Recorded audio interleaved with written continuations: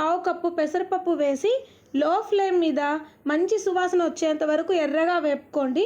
ఇలా 2-3 నిమిషాల పాటు ఫ్రై చేస్తూ ఉండగానే పెసరపప్పు అనేది ఇలా లైట్ గోల్డెన్ బ్రౌన్లోకి వచ్చేస్తుంది. ఇప్పుడు కుక్కర్లో కడిగి పెట్టుకున్న 3/4 కప్పు బియ్యం తీసుకోండి.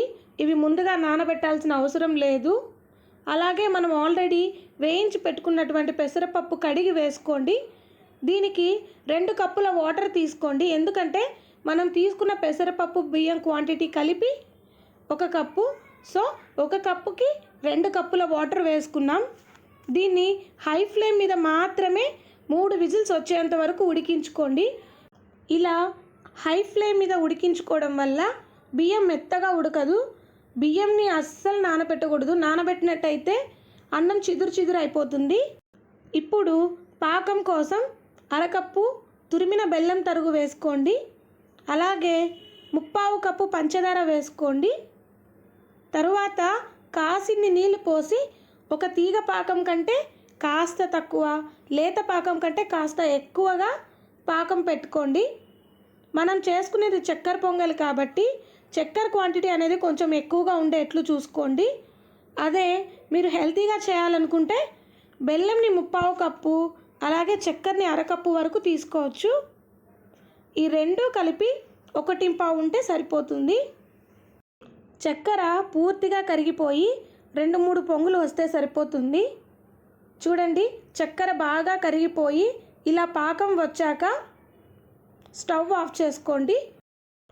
ఈ పాకాన్ని మనం ఉడికించి పెట్టుకున్న పెసరపప్పు అన్నంలోకి వడకట్టుకుంటూ వేసుకోండి.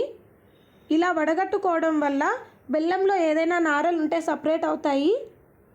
ఇప్పుడు ఈ పాకం అన్నానికి పట్టించి మీడియం ఫ్లేమ్లో పాకం అంతా కూడా రైస్కి బాగా పట్టేదాకా కుక్ చేసుకోండి.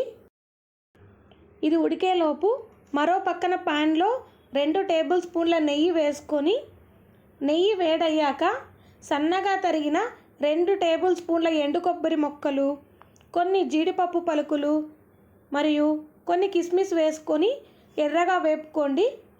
ఈ చక్కెర పొంగల్లో ఎండు కొబ్బరి ముక్కలు అనేవి చాలా బాగుంటాయి. మీకు కావాలంటే పచ్చి కొబ్బరి తురుమునైనా యూస్ చేయొచ్చు. ఇలా మంచి గోల్డెన్ బ్రౌన్ వచ్చేదాకా ఫ్రై చేసుకొని స్టవ్ ఆఫ్ చేసుకోండి. మరో పక్కన మనం వేసిన షుగర్ పాకం కూడా రైస్కి బాగా అబ్జర్వ్ చేసుకుంది. ఇప్పుడు ఇందులోకి మనం ఫ్రై చేసిన డ్రై ఫ్రూట్స్ వేసుకొని ఒకసారి ఈ విధంగా బాగా కలపండి. ఇందులో కొద్దిగా నెయ్యి వేసుకొని బాగా కలుపుకోండి. దీనికి కాస్త నెయ్యి ఎక్కువ ఉంటే చాలా రుచిగా కమ్మగా ఉంటుంది. నెయ్యి వేసి కలిపి అన్నం బాగా దగ్గర పడేంత వరకు మీడియం ఫ్లేమ్లో కుక్ చేసుకోండి. మధ్యలో కలుపుతూ ఉండాలి. ఇప్పుడు ఇందులో 1/2 టీ స్పూన్ యాలకుల పొడి వేసుకోండి. తరువాత ది మోస్ట్ ఇంపార్టెంట్ థింగ్, చిటికెడ పచ్చ కర్పూరం వేసుకొని బాగా కలుపుకోండి. ఇలా పచ్చ కర్పూరం వేయడం వల్ల టెంపుల్ స్టైల్లో లాగా మన చక్కెర పొంగల్ అనేది రెడీ అయిపోతుంది. ఇందులో మనం నెయ్యి ఎంత బాగా వేస్తే అంత రుచి వస్తుంది. అంతే, నోరూరించే చక్కెర పొంగల్ రెడీ. ఈ రెసిపీలో మనం జాగ్రత్త తీసుకోవాల్సిందల్లా అన్నం పలుకుగా వండుకోవడం, పాకాన్ని సరిగ్గా పట్టుకోవడం. మిగిలిందంతా మామూలే. పాకంలో ఎక్కువ నీళ్ళు పోయకండి. చాలా కొద్దిగా నీళ్ళు పోస్తే పాకం చిక్కబడుతుంది. ఏంటి, నచ్చిందా? అయితే మీరు ట్రై చేయండి. మీకు ఎలా కుదిరిందో ఫీడ్బ్యాక్ కమెంట్ చేయండి. అలాగే ఆ పిక్ని మన ఇన్స్టాగ్రామ్ పేజ్కి పోస్ట్ చేయండి.